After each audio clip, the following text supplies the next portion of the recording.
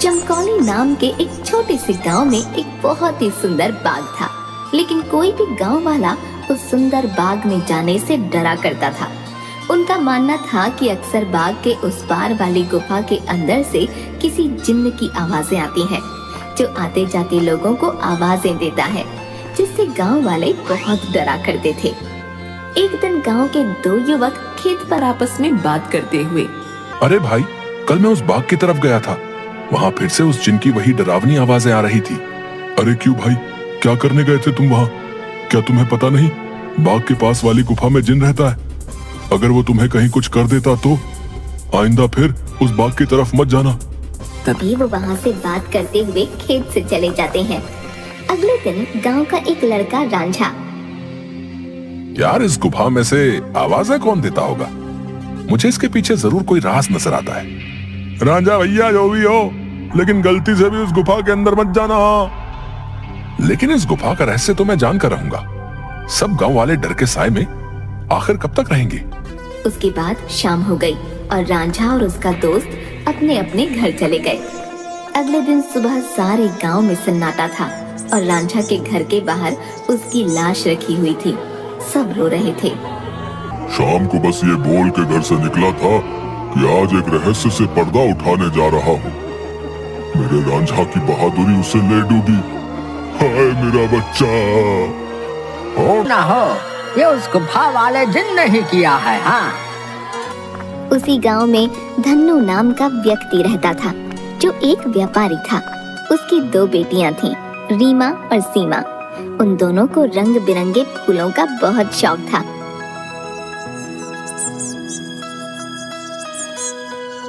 बहुत दिन हो गए हैं, चलो आज हम गांव के बाग में चलते हैं। न जाने क्यों हमें बाबूजी उस बाग में जाने से मना करते हैं। इस पूरे गांव में एक वही जगह है जहाँ कितने सुंदर सुंदर फूल होते हैं। हाँ सीमा, वो बाग सच में बहुत सुंदर है। उस बाग में बहुत सुंदर सुंदर फूल होते हैं, लेकिन बाबूजी हमें जाने नहीं देते। वो कहते हैं गांव के बाग के उस पार एक गुफा है जो बहुत ही भयानक है, हमारा जाना वहाँ सही नहीं होगा। लेकिन गांव की रांझा भाई की मौत के बाद तो गुफा और ज्यादा डरावनी लगने लगी है। अरे रीमा, ये सब झूठी बातें हैं, मुझे नहीं लगता वहाँ ऐसा कुछ है। और वैसे भी गांव वालों ने उस जिन्न को देखा नहीं, बस उसकी आवाज ही सुनी है। अगर सच में वहाँ कोई जिन्न होता तो क्या गांव वालों के सामने नहीं आता? हाँ, बोल तो सही रही हो सीमा, मुझे भी लगता है कि वहाँ कुछ नहीं है। चलो ठीक है, हम दोनों कल ही बाग में जाएंगे और हो सके तो क्या पता रांझा भाई की मौत का राज भी पता चल जाए। हाँ, कुछ नहीं है, वहाँ हम दोनों सुबह चलेंगे, तब तुम खुद ही देख लेना। लेकिन बाबूजी हमें नहीं जाने देंगे सीमा। कल बाबूजी सुबह किसी काम से शहर जाएंगे, उनके जाते ही हम दोनों बाग में जाएंगे। रीमा अपना सिर हिलाती हुई ठीक है। इसके बाद दोनों बहनें अपने कमरे में जाकर सो जाती हैं। अगली सुबह, देखो मेरी प्यारी बेटियों, मैं किसी काम से शहर जा रहा हूँ। तुम दोनों अपना ख्याल रखना और उस बाग में फूल तोड़ने मत जाना। वो जगह अच्छी नहीं है, कोई भी गांव वाला वहाँ नहीं जाता। पता है ना, रांझा भी वहीं जाने से मारा गया था। हम दोनों बहनें उस बाग में नहीं जाएंगी। इसके बाद धन्नू वहाँ से चला जाता है। उसके जाते ही दोनों बहनें उस बाग की तरफ जाने लगती हैं कि तभी एक गांव का आदमी उन्हें देख लेता है। अरे सीमा और रीमा बिटिया, तुम इस बाग की तरफ कहाँ जा रही हो? क्या तुम्हें नहीं पता कि बाग की उस तरफ एक गुफा है जो बहुत ही डरावनी है? वहाँ से अक्सर किसी जिन की आवाज आती है।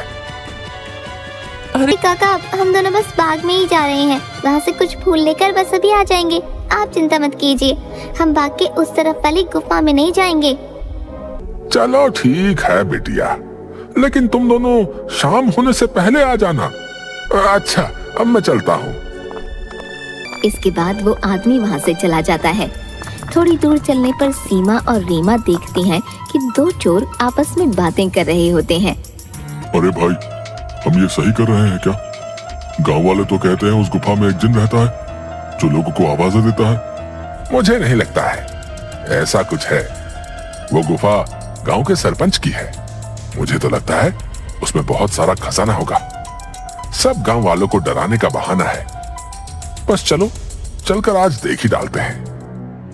इसके बाद वो दोनों गुफा की ओर जाने लगते हैं। उन्हें गुफा की ओर जाता देख रीमा और सीमा भी उनके पीछे जाने लगती हैं कि तभी वो देखती हैं कि वो दोनों चोर गुफा के अंदर जाने ही वाले होते हैं कि वहाँ एक औरत आती है जो देखने में काफी भयानक होती है और उसके हाथ में एक टोकरी होती है जिसमें बहुत सारे रंग बिरंगे फल होते हैं। तभी वो औरत उन दो चोरों से कहती है, कहाँ जा रहे हो तुम दोनों? क्या तुम्हें पता नहीं इस गुफा में एक जिन्न रहता है? वो तुम्हें मार डालेगा। चले जाओ यहाँ से, चले जाओ। क्या कहा? जिन? अरे बाबा!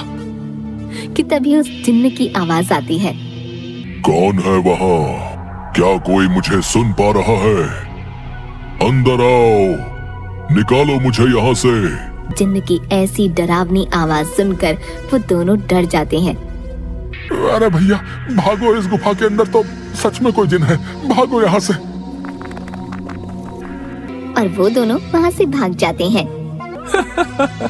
मैंने तो पहले ही कहा था, यहाँ अब दोबारा मत आना, वो तुम्हें जिंदा नहीं छोड़ेगा।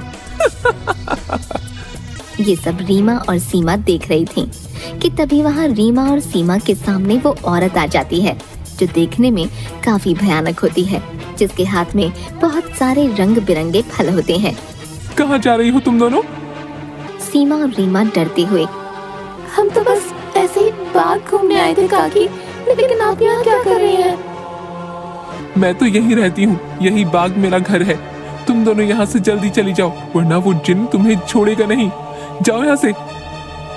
क्या सच में बाग के उस पार वाली गुफा में कोई जिन्न है काकी? हाँ, और वो बहुत खतरनाक है। तुम दोनों यहाँ से जल्दी चली जाओ। इसके बाद वो औरत वहाँ से चली जाती है। मुझे बहुत डर लग रहा है, अब मैं इसके आगे नहीं जाऊंगी। मुझे लगता है वो औरत सच बोल रही है, वो जिन्न हमें मार डालेगा। मैं नहीं जाऊंगी इस गुफा में। ठीक है, तो मेरा यही इंतजार करना। मैं सच जानना चाहती हूँ, क्या वाकई वो आवाज जिन्न की है या नहीं? इसलिए मैं तो गुफा के अंदर जा रही हूँ। तुम यहाँ से कहीं मत जाना, मैं जल्दी ही आ जाऊंगी। इसके बाद रीमा अकेले ही आगे चलती है।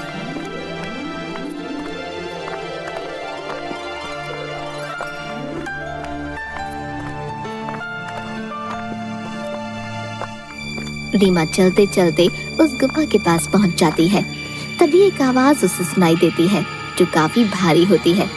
ऐसा लगता है जैसे किसी रोते हुए इंसान की आवाज हो वो। कोई है यहाँ? मुझे यहाँ से बाहर निकालो। मैं इस गुफा में बरसों से कैद हूँ, निकालो मुझे यहाँ से। रीमा बड़ी हैरानी से वहीं खड़ी हो जाती है। कौन हो तुम और क्यों मुझे आवाज लगा रहे हो? क्या तुम वही जिन्न हो जिसके बारे में गांव वाले बात करते हैं? क्या सच में तुम यहाँ इस गुफा में हो? हाँ, मैं जिन हूँ। मैं कई सालों से इसी गुफा में कैद हूँ। मेरी सहायता करो लड़की, मेरी बात मानो। मैं तुम्हें कोई नुकसान नहीं पहुंचाऊंगा। तुम मुझे इस गुफा से आजाद कर सकती हो। इसके बाद मैं यहाँ से हमेशा के लिए चला जाऊंगा। मेरी सहायता करो।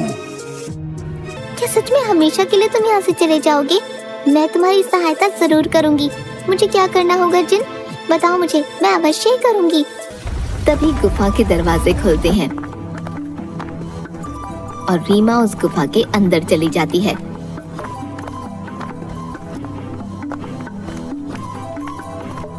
जैसे ही वो अंदर जाती है, एक बहुत बड़ी अजीब से जानवर की परछाई उसे नजर आती है जो देखने में बहुत ही डरावनी होती है। आओ लड़की, तुम्हारा जिन की इस गुफा में स्वागत है।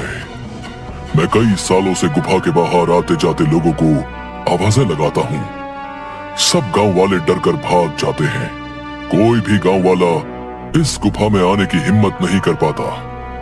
लेकिन तुम बहुत ही बहादुर लड़की हो जो इस गुफा में अकेली चली आई हो। क्या तुम जिन्न हो? लेकिन तुम मुझे दिखाई क्यों नहीं दे रहे हो? क्या तुम किसी को दिखाई नहीं दे सकते हो? नहीं, मैं जिन नहीं हूँ लड़की। मैं उस जिन की परछाई हूँ। वो जिन तो इस गुफा के कैद खाने में बरसों से कैद है। वो बाहर नहीं आ सकता है। मैं उसकी परछाई हूँ। परछाई? तुम मुझे ये बताओ कि वो जिन इस गुफा में कैद क्यों है? क्या जिन्न के इस गुफा में रिहा होने का कोई मार्ग नहीं है?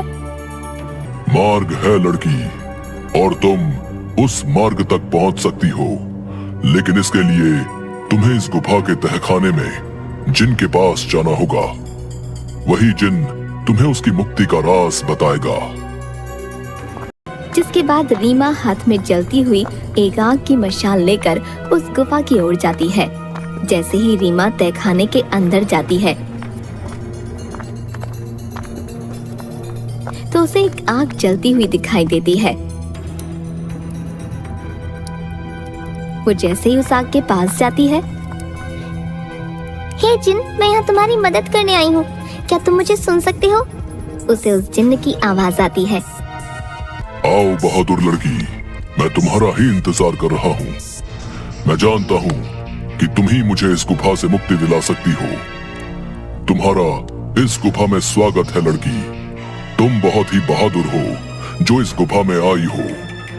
मेरा नाम जिनाद है। मैं यहाँ कई सालों से बंद हूँ। मेरे सामने आओ जिन्नात, मैं तुम्हें देखना चाहती हूँ।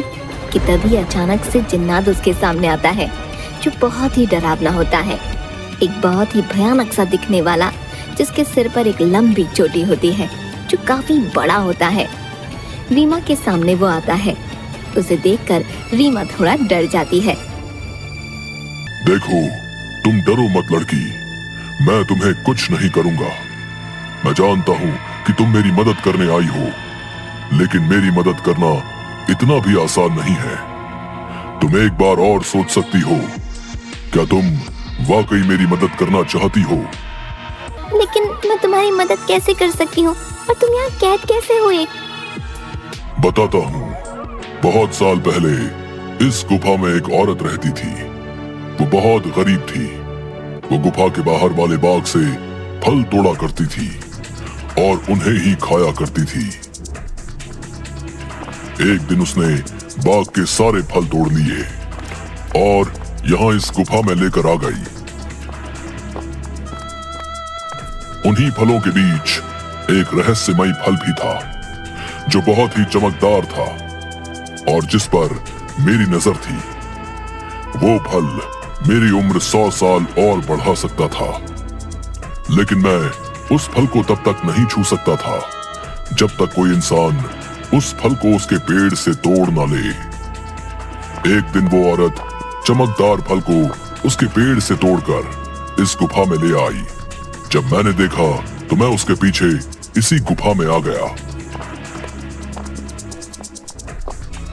और मैंने उससे कहा कि हे औरत, तुम जो बाग से सबसे सुंदर और चमकदार फल तोड़कर लाई हो, वो मुझे दे दो। इसके बदले में तुम जो भी 2 इच्छाएं मांगोगी वो पूरी होंगी।